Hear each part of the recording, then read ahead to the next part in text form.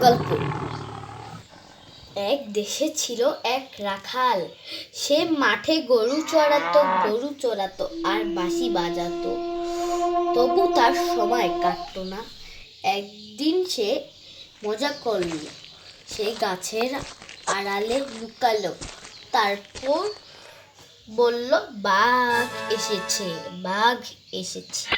গ্রামবাসীরা দৌড়ে এলো।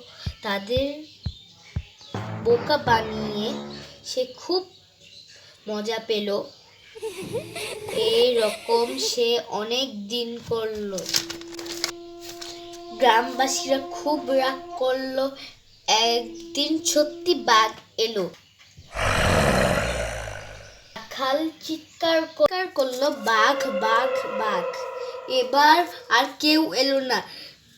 বাঘ রাখালকে নিয়ে গেল। রাখালকে আর খুঁজে পাওয়া গেল না। এই গল্প থেকে আমরা শিখলাম, মিথ্যা বললে বিপদ হয়।